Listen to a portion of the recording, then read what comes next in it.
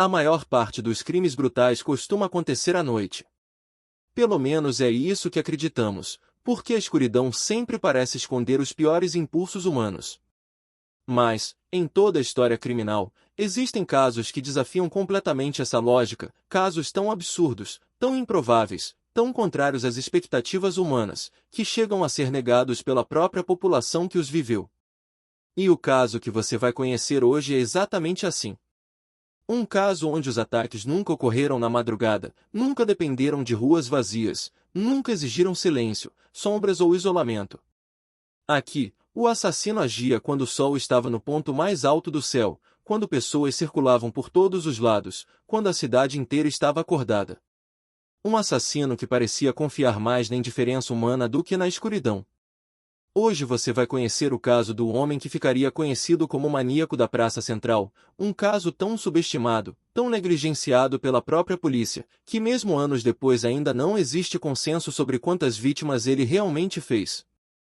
Então já deixa o seu like, ativa o sininho e presta muita atenção, porque esse caso revela uma verdade assustadora. Às vezes, o perigo não se esconde na sombra. Ele passa por nós ao meio-dia, e raramente percebemos. Tudo começou em 1998, em uma cidade média do interior do Brasil que, por pedido das famílias, jamais teve seu nome revelado pela imprensa independente. A cidade era conhecida pela Praça Central, um ponto movimentado, cercado por bancos antigos, árvores frondosas e uma fonte que havia sido instalada ali na década de 70. A praça ficava exatamente entre o terminal de ônibus, a Câmara Municipal e o comércio popular. Ou seja, um local onde sempre havia gente passando, independentemente da hora do dia. E foi exatamente ali que, no dia 14 de janeiro de 1998, às 13h27, uma adolescente chamada Samara Vasconcelos simplesmente desapareceu. 10 minutos antes, ela havia sido vista comprando um picolé em um dos quiosques da praça. A vendedora contou depois que Samara estava sorrindo, aparentemente normal, vestindo o uniforme do colégio. Era dia de prova, e ela havia saído mais cedo. A mãe a esperava em casa para o almoço. Mas Samara nunca chegou. O mais assustador é que não houve correria, gritos, luta, nada. Câmeras de segurança não existiam no local naquela época. A única testemunha que afirmou ter percebido algo estranho disse que viu uma garota caminhando ao lado de um homem que segurava uma pasta de couro marrom. A testemunha descreveu o homem como alguém comum demais, quase invisível. Alto, magro, com um chapéu bege e roupas simples. Segundo ela, Samara não parecia estar sendo arrastada ou coagida. Em suas palavras, pareciam duas pessoas que se conheciam. A polícia tratou o caso como fuga voluntária. Era o padrão da época. E assim, o desaparecimento de Samara se tornou apenas mais um número. Mas aquilo não foi um caso isolado. 3 meses depois, às 14h06, um estudante universitário chamado Leandro Guerra desapareceu após almoçar com colegas. Ele foi visto pela última vez sentado no banco de pedra da praça, lendo um livro. Menos de 20 segundos depois, segundo relatos, ele já não estava mais lá. As pessoas que estavam ao redor afirmaram não lembrar se ele levantou, se saiu andando, se alguém se aproximou. Simplesmente, não perceberam nada. A polícia novamente classificou como fuga. Mas havia algo muito inquietante em comum entre Samara e Leandro. Ambos desapareceram em plena luz do dia, em um intervalo de tempo curtíssimo, em um lugar cheio de gente. A probabilidade de isso acontecer sem testemunhas confiáveis era absurdamente baixa. Foi só em 2001, quando a terceira vítima desapareceu, que a polícia finalmente começou a desconfiar de um padrão. A vítima era Clara Diniz, uma bancária de 32 anos que tinha o hábito de almoçar caminhando pela praça. Nesse dia, como sempre, ela comprou um pastel, sentou perto da fonte, ligou para o marido avisando que chegaria um pouco atrasada, e sumiu no meio da tarde. E aqui surge o primeiro grande ponto de virada do caso. Uma funcionária da prefeitura que estava digitalizando documentos antigos encontrou uma filmagem de teste feita por estudantes de cinema local. A filmagem, completamente amadora, mostrava a fonte da praça durante alguns minutos. E, no canto esquerdo do quadro, aparecia Clara sentada, comendo. Quando um grupo de pombos voa em direção à câmera, obscurecendo a imagem por menos de 3 segundos, Clara desaparece do quadro. No mesmo ponto da fonte, agora vazio, aparece um homem caminhando calmamente, segurando uma pasta de couro marrom. O mesmo objeto descrito em 1998. Mas a polícia descartou a evidência como coincidência, e o caso seguiu sendo tratado como desaparecimento sem autoria. Anos se passaram. Os registros foram se acumulando. Cada vez mais pessoas desapareciam na praça, sempre entre 13 horas e 16 horas. Sempre em dias de muito movimento. Sempre com pouquíssimas testemunhas. E todas as testemunhas que conseguiam lembrar algo descreviam a presença de um homem comum demais, alguém que não chamava atenção. Alto, magro, pele clara, roupas neutras, chapéu claro, pasta de couro marrom. Nunca correndo, nunca se escondendo. Sempre caminhando, como se simplesmente fizesse parte da multidão. Mas o caso deu seu maior salto em 2008. Naquele ano, a cidade finalmente instalou câmeras de segurança na praça. E foi uma dessas câmeras que captou a primeira gravação diretamente associada ao maníaco. Às 15h14, um jovem chamado Rodrigo Azevedo aparece sentado no banco próximo à fonte. Ele olha para o celular, bebe água, observa ao redor. Pessoas passam sem parar. Depois, a câmera registra um movimento estranho. Durante cerca de 0,5 segundo, a imagem parece desacelerar, exceto por um único homem que caminha normalmente. Enquanto todos parecem borrados, arrastados, lentos demais, ele continua em ritmo natural. O homem do chapéu claro. A pasta marrom. Ele se aproxima do banco onde Rodrigo está. No momento exato em que sua sombra encobre o rosto do jovem, a imagem oscila. E quando estabiliza, Rodrigo não está mais ali.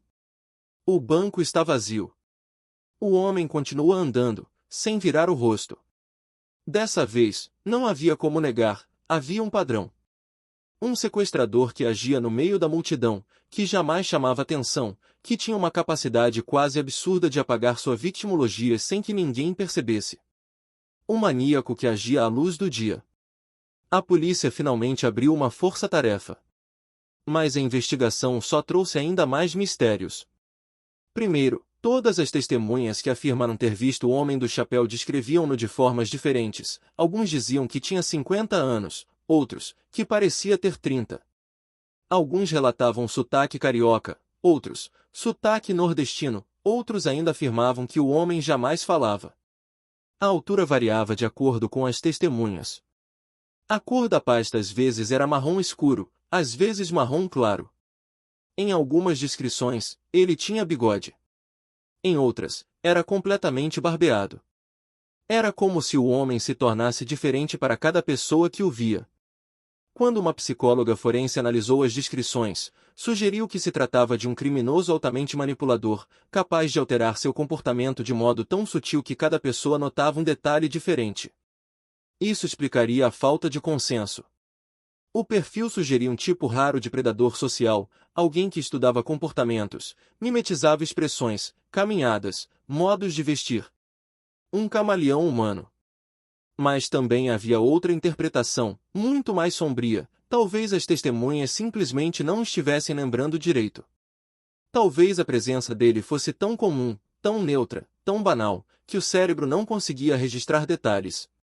Mas o caso tomou uma nova dimensão quando, em 2011, uma gravação finalmente captou o rosto do suspeito. A câmera instalada no alto de um poste registrou uma cena diferente das outras.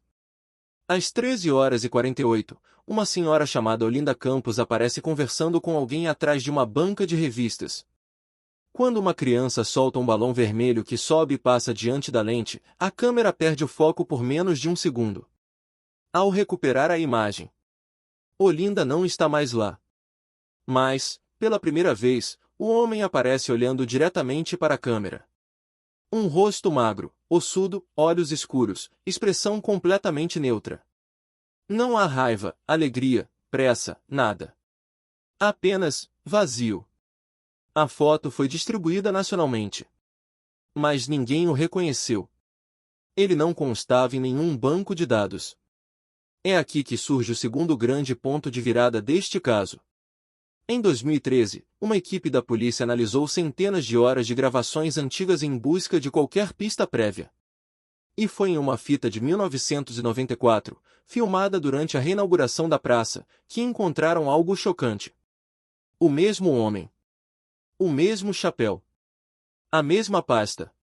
Com a mesma aparência. Parado entre a multidão, como se estivesse esperando alguém. A imagem mostrou que, se fosse o mesmo indivíduo, ele não teria envelhecido sequer um ano em quase 2 décadas. A polícia assumiu que era coincidência, apenas alguém parecido. Mas para muitos investigadores independentes, não havia dúvida, era o mesmo rosto. A partir desse ponto, o caso deixou de ser ignorado e se tornou um dos maiores enigmas criminais da história da cidade. A força-tarefa concluiu que o padrão do maníaco era extremamente calculado. Ele atacava sempre em lugares públicos. Sempre em dias com muito movimento. Sempre entre 13 horas e 16 horas. Sempre a pé. Sempre com a mesma pasta marrom. Sempre passando despercebido. Não havia luta, não havia testemunhas diretas, não havia som, não havia rastros. Era como se simplesmente desligasse a percepção ao redor da vítima por alguns instantes. Não havia substâncias, não havia drogas, não havia procedimentos comuns. Era como se ele sequestrasse pessoas com a mesma facilidade com que alguém recolhe uma moeda do chão. Em 2016, uma equipe de criminologia trouxe outra revelação assustadora. Em todas as gravações onde o homem aparecia, mesmo em horários diferentes, a posição da sombra dele nunca coincidia perfeitamente com a luz ao redor. Era como se a sombra estivesse alguns milissegundos atrasada. Como se ela não obedecesse exatamente à luz do ambiente. A polícia descartou a análise, alegando falhas no equipamento. Mas a equipe independente insistiu. Havia algo errado naquela presença registrada. Em 2019, pela primeira vez, o caso ganhou atenção nacional após o desaparecimento de uma criança chamado Felipe Torres, de apenas 9 anos. Ele estava sentado em um banco da praça, comendo um pastel, enquanto a mãe falava ao telefone. Em menos de 15 segundos, a mãe percebeu que ele não estava mais ali. As câmeras mostraram o mesmo padrão, uma breve oscilação na imagem, pessoas desacelerando, um homem caminhando em ritmo normal, a sombra cobrindo a criança, e, quando a luz retorna ao normal, o banco vazio.